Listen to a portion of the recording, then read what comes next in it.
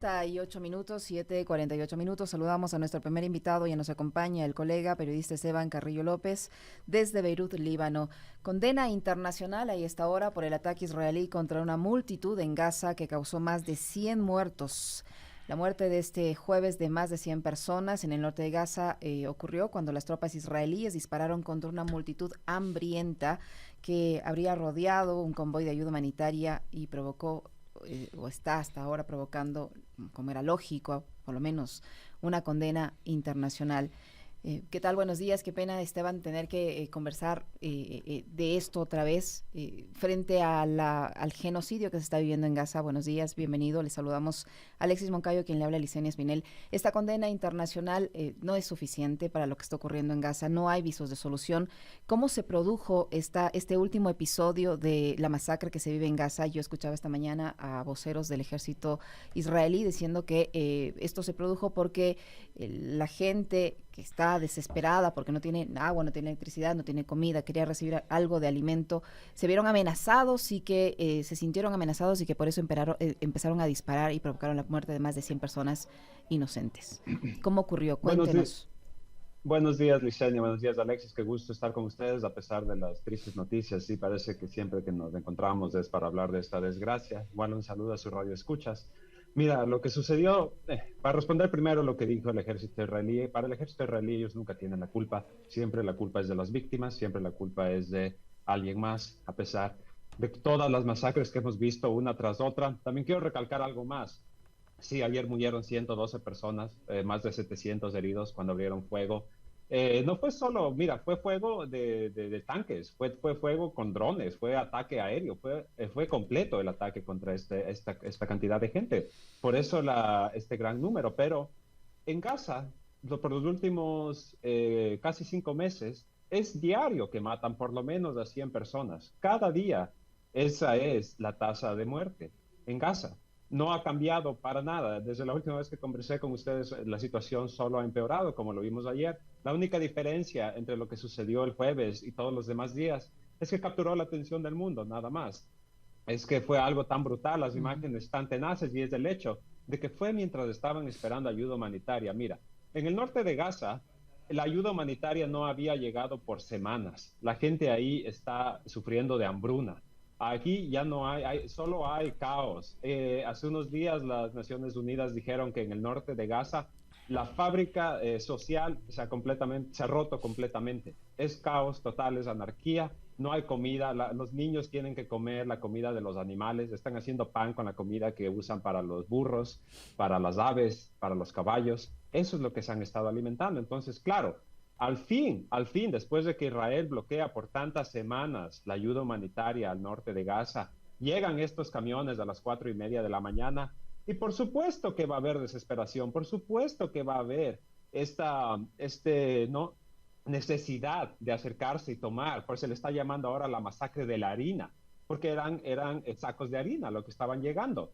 Y el ejército israelí que se supone que son tan valientes, que son tan poderosos, se sienten amenazados por una turba de gente hambrienta, sin armas, sin nada, apenas sobreviviendo y se sienten amenazados. Y no solo es que disparan para no abrir, que se separe la gente, no.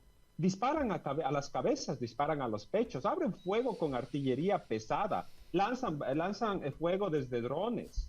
Eso es genocidio, como ya lo dijimos, como lo hemos estado diciendo desde que empezó esta masacre. Es un genocidio a los ojos del mundo entero. ¿Y de qué sirven las condenas internacionales en este punto si Israel no solo no hace caso, sino que se burla de ellas, se burla, se mofa en nuestras caras, ¿no? De lo que está sucediendo y hacen qué, culpan a las víctimas. Culpan a Hamas, culpan a todo el mundo menos ellos. Ellos son por lo visto unos santos, no han hecho nada. Ayer el Ministerio de Salud de Gaza anunció que la cifra de muertos oficiales ha sobrepasado los 30.000 en menos de 5 meses. De estos, 12.500 son niños menores de edad, porque en Gaza la mitad de la población son niños. Entonces, mira, es absurdo lo que está pasando, el hecho de que sigamos teniendo esta conversación como que, pero Israel dijo esto. No, Israel siempre va a decir esto, Israel siempre va a cubrir sus propios crímenes de guerra, porque lo ha hecho durante toda su historia, desde el momento de su fundación, desde la Nakba, desde el desastre que dio el desplazamiento forzoso de 700.000 palestinos desde sus territorios. Desde ahí Israel ha estado pretendiendo que ellos son las víctimas, ¿no? Ellos son siempre las víctimas, nunca los agresores.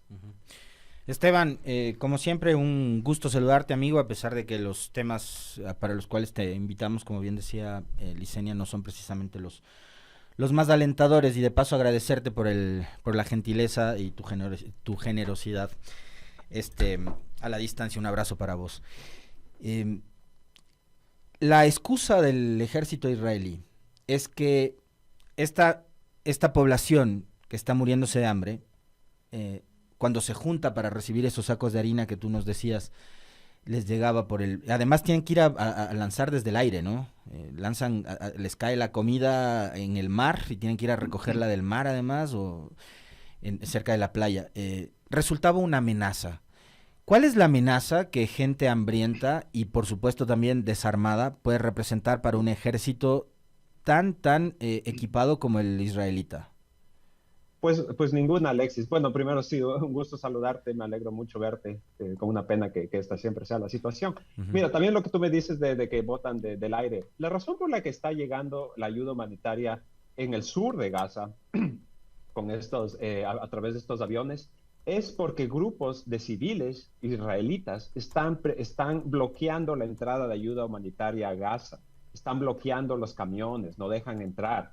Entre enero y febrero ha habido una caída del 50% de ayuda humanitaria entrando a Gaza. En enero de por sí, la ayuda que entró había sido descrita como una gota de agua en el mar. Ahora imagínate lo que sucede ahora. Niños están muriendo de malnutrición. ¿Y qué amenaza presenta esta turba? Ninguna. Ninguna amenaza. Esta gente está en tanques reforzados. ¿Qué les pueden hacer?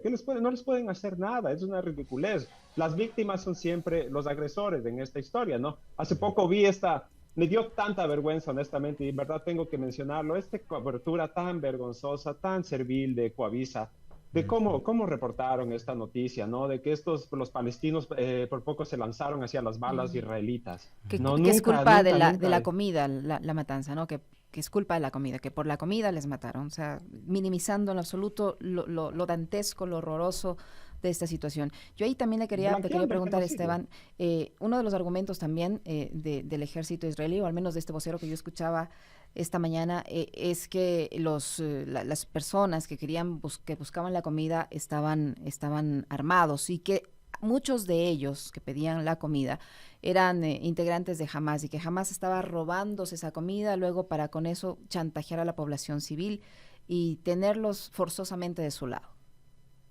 Mira, en primer lugar, no se supone que el norte de Gaza está bajo el control de Israel. Eso se supone que ha sido la narrativa en los últimos meses, ¿no? Lo que es mentira, es totalmente mentira. Ellos no tienen control de nada en ningún lugar de Gaza. En segundo lugar, mira, no hubo fuego desde los palestinos hacia Israel. Si es que esta gente hubiera estado armada, se hubiera armado ese momento un combate. No se armó un combate, se armó una masacre. Los tanques israelitas pasaron por encima de los cuerpos palestinos. Hay imágenes verdaderamente desgarradoras de lo que sucedió ahí, ¿no? Y jamás en el norte de Gaza no está donde la ayuda humanitaria estaba llegando. Ellos están en otra área defendiendo un vecindario que se llama Al-Zaitun. Ahí es donde está concentrado las fuerzas de las brigadas Qassam, que son el ala militarizada de Hamas. Es ahí donde están llevando la batalla. No es que ellos están esperando la ayuda humanitaria. ¿Tú crees que si estuvieran ahí la gente de Hamas hubieran dejado entrar la ayuda humanitaria en primer lugar? No, esto es lo que sucedió ayer, es lo que ha estado sucediendo todos los días desde el 7 de octubre. Y es masacre tras masacre tras masacre, escuelas, hospitales. Mira, 700 heridos. ¿A dónde los llevaron? Los tuvieron que llevar al hospital Al-Shifa. El hospital Al-Shifa fue el que los israelitas bombardearon en noviembre, matando a docenas de personas. Y son hospitales que ni siquiera están funcionando, donde la gente les tienen que amputar sus brazos, sus piernas sin anestesia. A los niños tienen que hacerles operaciones sin anestesia. No hay nada, no hay ni siquiera desinfectante. La gente se está muriendo no solo de hambruna, se está muriendo de enfermedades, se está muriendo por miles de razones en este momento. Pero no, los israelitas son las víctimas, ¿no? Esa es la narrativa oficial. Uh-huh. Estabas refiriéndote tú a un titular y al tratamiento de la noticia de un medio ecuatoriano, Esteban, con mucho acierto, por supuesto. La pregunta es ¿por qué? ¿Por qué los medios de comunicación que le siguen, digamos, el ritmo en este caso, a Israel, a los Estados Unidos y a Occidente, entre comillas, porque Occidente somos todos los que vivimos de este lado del mundo, pero no precisamente coincidimos con la forma de ver el conflicto de esta manera? Hay una fuerte campaña comunicacional, por supuesto, publicitaria también, pro-sionista, ¿no? ¿Cómo has visto tú la cobertura? Has citado el caso de Ecuador y de Coavisa, pero hay muchos medios más, no solo en el país, sino en el mundo entero, que van repitiendo ese relato. ¿Cómo has visto tú también la cobertura periodística sobre el conflicto armado en el caso de Palestina e Israel? Y si quieres hacer también una comparación, Esteban, sobre cómo tratan esos mismos medios el conflicto Ucrania-Rusia, pues vale la pena. Pues es un estándar doble, ¿no? Es completamente, se trata de una manera a un conflicto y de una manera completa al otro, ¿no? El agresor en Rusia versus Ucrania, Rusia no quiere destruir el mundo, Israel, Gaza son los palestinos los agresores, las víctimas son los agresores. Mira, en los medios internacionales, pues lo que sucedió con Ecuavisa es lo que ha sucedido con la gran mayoría de medios occidentales, ¿no? Y sí, cuando decimos occidentales, en realidad lo que nos referimos es la diferencia entre el sur global y el sur y el norte global, ¿no? Entre los Estados Unidos, la OTAN, Europa, Australia, Japón, Corea del Sur y el resto del mundo, que somos nosotros. Entonces, en Reuters, en la BBC, en la CNN, en New York Times, Washington Post, etcétera, en France 24, AFP, etcétera, etcétera, etcétera, toda la noticia fue palestinos mueren en como dijeron, como un caos de entrega de ayuda humanitaria, como que o palestinos mueren después de que israelíes abren fuego. No es que israelíes mataron a palestinos, no. Pero sí, cuando es al revés, ahí sí, ¿no es cierto? Ahí sí, jamás masacró a niños y mató y los colgó de la cuerda de la ropa, aunque todo es mentira, aunque todo ha sido probado que es una mentira, ellos lo siguen repitiendo. Y es porque existe este blindaje mediático, sí, existe este blindaje mediático de todos los medios occidentales, que lo que hacen, incluyendo Ecuavisa, es leer lo que diga el Departamento de Estado de los Estados Unidos o lo que diga la Embajada de Estados Unidos en su respectivo país. Así es como llevan sus noticias. Hay un blindaje político. Mira, ayer en la noche los Estados Unidos bloqueó un documento del Consejo de Seguridad de las Naciones Unidas condenando a Israel por esta masacre. Los 14 de los 15 miembros del Consejo de Seguridad de las Naciones Unidas aprobó Estados Unidos. Dijo, no, esta es la quinta vez que Estados Unidos bloquea o un tipo de condena o un llamado al cese al fuego inmediato. ¿Por qué? Porque les preocupa el lenguaje que está siendo usado. Eso es lo que dicen. Nos preocupa el lenguaje que está siendo usado. ¿Y por qué les preocupa el lenguaje que está siendo usado? Porque Israel no puede ser visto como la víctima. Israel nunca puede ser visto como la víctima. Esa ha sido la historia de los últimos 75 años. Y ahora se está recrudeciendo, pero ahora la gente ya no lo compra, ya no te compras esa mentira, ¿no? Ahora existe, en primer lugar, porque nosotros nuestras noticias las vemos más que nada por las redes sociales y vemos lo que en verdad está pasando. ¿Y cómo leen los medios de comunicación en contrapartida de esto, digamos, de esa capacidad de veto que tiene, por ejemplo, Estados Unidos dentro de la ONU? Ahí es cuando uno se pregunta también, ¿para qué diablos existen las Naciones Unidas si Estados Unidos está vetando permanentemente el pronunciamiento de la mayoría de países que condena la masacre? Pronunciamientos como el de Lula, que habla, el presidente de Brasil, que habla de que lo que está sucediendo en Palestina, en la Franja de Gaza, y lo que está haciendo Israel es un genocidio.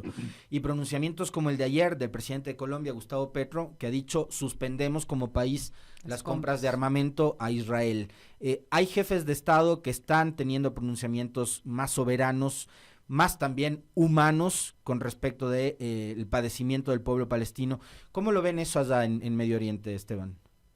Pues se lo ve con brazos abiertos, se lo recibe, se lo agradece, porque eso es sensatez decir la verdad, ¿no?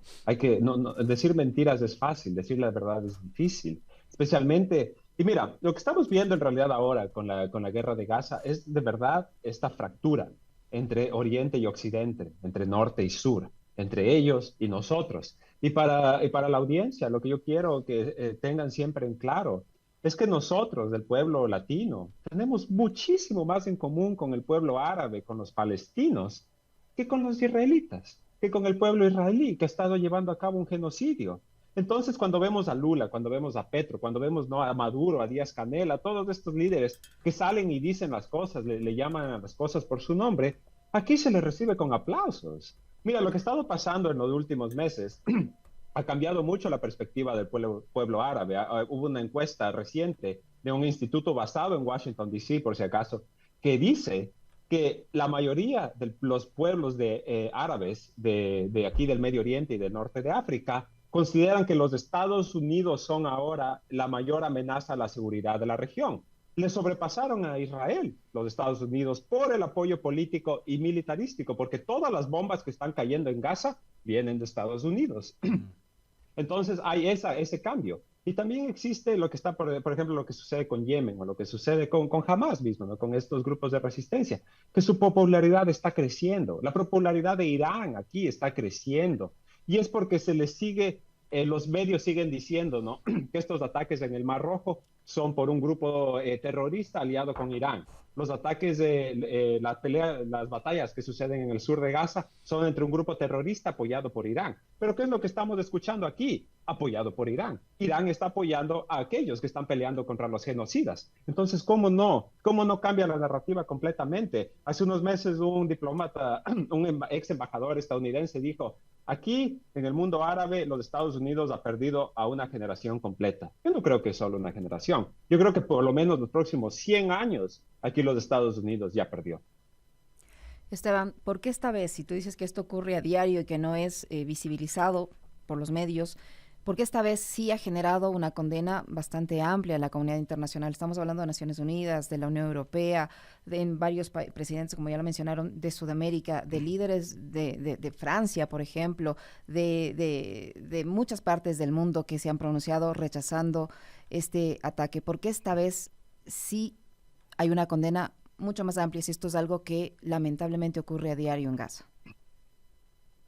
Porque existe un miedo. En Occidente existe un miedo de lo que va a suceder la próxima semana. La próxima semana empieza el mes de Ramadán, este santo mes dentro del Islam, que los israelitas básicamente lo dieron como la fecha límite para entrar a la ciudad de Rafah en el sur. La ciudad de Rafah en el sur de Gaza, que está pegada a la frontera con Egipto, es donde están 1.4 millones de palestinos tomando refugio. Es el área más densa poblacionalmente del mundo en este momento. Entonces, desde ya había estas condenas. Hace unas semanas ya han estado hablando. Hasta Joe Biden, ¿no?, el cachiporrero número 1 de Israel, ha estado diciendo: no queremos ver esto, no queremos ver esto.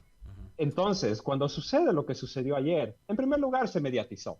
Y en segundo lugar es por el hecho de que era gente buscando ayuda humanitaria, ¿no? Todos los días sucede, pero sucede porque lanzan una bomba en un vecindario residencial, o porque bombardean una escuela, o porque atacan, yo no sé, un lugar de ayuda humanitaria. No, son varios ataques a la vez. Ayer fue uno, y las imágenes verdaderamente desgarradoras. Y también Israel se demoró 10 horas en dar un comunicado explicando lo que sucedió. No fue inmediato. Entonces ahí fue una tormenta perfecta, esencialmente, ¿no? Pero mira, hoy, a lo que llegue la noche, yo estoy seguro que va a haber otros 100 muertos en Gaza. Mañana va a ser lo mismo, y así va a ser, y así va a ser. Y en Occidente, ¿qué es lo que están haciendo? No están haciendo nada, no se está haciendo nada. Solo los países del sur global han tomado manos en el asunto. Mira lo que hizo África del Sur. Llevó a Israel a la Corte Internacional de Justicia acusándolo de genocidio. ¿Quién lo protegió? Los Estados Unidos.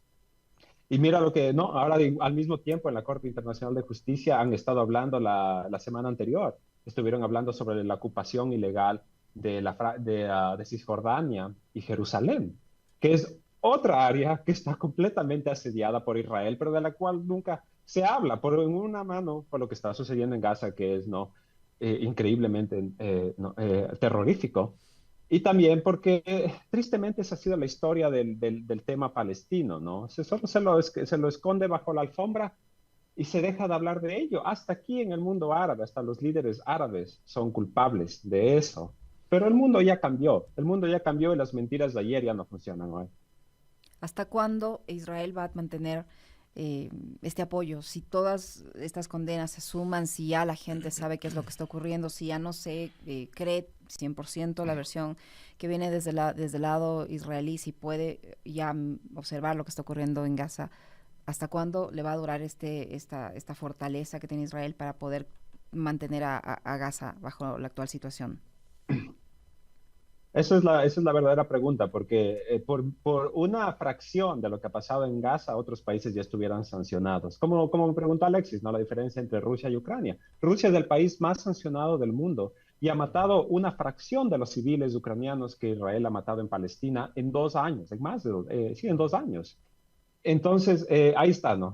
O sea, ¿qué es lo que va a pasar? Yo creo que va a haber bastante presión interna. No sé si ustedes vieron el domingo este soldado estadounidense Que se que inmoló. se quemó vivo Ujú. afuera de la embajada israelí en Washington, D.C.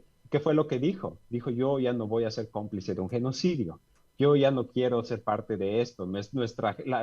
La clase política que lleva adelante el país ha decidido que esto es normal y yo no voy a ser parte de eso. Y eso en verdad reverberó, ¿no? Eso reverberó tanto, especialmente aquí.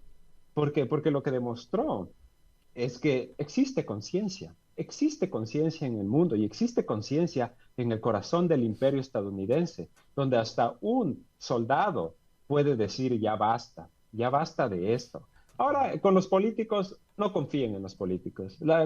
Estados Unidos, Joe Biden o Donald Trump, en política exterior son lo mismo. Cuando viene a Israel son exactamente lo mismo. El apoyo es incondicional. Aquí es totalmente un caso, ¿no? De que Israel se supone que... No, Bill Clinton tiene esta cita de cuando conoció a Benjamin Netanyahu en los 90s y que salió de una reunión con él y dijo, ¿quién carajos aquí es el superpoder?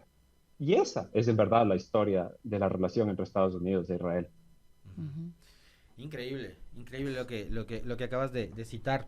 Este, ahora que mencionas a Trump y por lo que está pasando también en los Estados Unidos, donde Trump ha sido víctima del propio sistema que su gobierno y su paso por la presidencia ayudó a crear en países como el nuestro. La justicia le rebotó en contra a Trump y ahora le están bloqueando su posible candidatura, incluso la participación en las primarias le están bloqueando.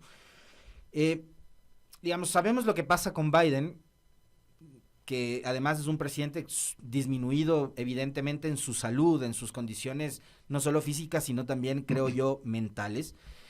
Eh, en Medio Oriente, ¿qué opinión tienen de Trump? Porque podría diferir mucho de la opinión que yo tengo con respecto de la situación a nivel mundial o global que se vivió durante el gobierno de Trump. Que a diferencia de los demócratas, decidió replegar sus ejércitos, sus armas, y más bien se dedicó a hacer mucha política. Yo, digamos, lo mencionaba el otro día, Esteban. Trump se sentó a conversar con Putin, se sentó a conversar con Kim Jong-un, con Xi Jinping, etcétera. Cuando los demócratas, digamos, han sido los últimos presidentes que más han escalado militarmente en los Estados Unidos. ¿Qué opinión tiene la gente allá en Medio Oriente de En, Trump? Mira, entre Trump y Biden no se pierde mucho amor, ¿no? No es que uno es muy preferido que el otro. Yo creo que en este momento hay mucho más odio hacia Biden, ¿no? Uh -huh. Mucho más, Claro. pues sí, odio es la palabra correcta, honestamente. Porque Resistencia, Trump, al fin digamos y que al cabo, no resistencia es a alguien Biden hay, que ¿no? ha... Sí, resistencia, digámoslo así. No, que Trump, mira, es cierto que Trump se sentó con Putin, que Trump habló con todas estas personas, pero Trump también fue quien se retiró del tratado que liberó algunas de las sanciones contra Irán y fue Trump el que asesinó al general Qasem Soleimani, quien es un ícono de la resistencia aquí en el mundo árabe, quien fue la persona que acabó con el Estado Islámico en Irak y Siria. Entonces son dos lados de la misma moneda, ¿no? Yo creo que aquí lo que más bien existe ahorita la pregunta es, ¿quién va a ser el presidente que precipite más rápido la caída del imperio? Eso es lo que yo escucho, eso es lo que a mí me dicen, eso es la verdad, la conversación que está sucediendo aquí, ¿no? Porque Israel ya perdió, pero Israel se va a llevar a los Estados Unidos con ellos, se los va a llevar junto. Y los Estados Unidos, la clase política, no va a hacer nada en contra, porque en Estados Unidos tú no puedes cuestionar a Israel, ¿no? De la misma manera que tú no puedes cuestionar al ejército, a las acciones de los ejércitos, ¿no? Porque lo uno te hace antisemita y lo otro te hace antipatriota. Así es. Y es así, son verdades absolutas. Entonces hay que ver, ¿no? Yo creo que Benjamin Netanyahu, desde ya, y ya lo dije antes, también me parece que él lo que está esperando es hasta noviembre. Él se va a aferrar al poder a través de esta guerra hasta noviembre, porque él es muy buen amigo de Donald Trump, a diferencia de Joe Biden. Muy bien. Te queremos agradecer, como siempre, la gentileza de aceptar nuestras invitaciones, Esteban, y también, claro, por la lucidez de tus respuestas, de la información que nos das, que nos ayuda a entender mucho mejor el escenario que está viviendo ahora mismo el pueblo palestino, y te mandamos un saludo y un abrazo hasta allá. Muchas gracias. Un abrazo a ustedes, compañeros, y muchísimas gracias. Igual a su radio escuchas, un gusto siempre conversar con ustedes.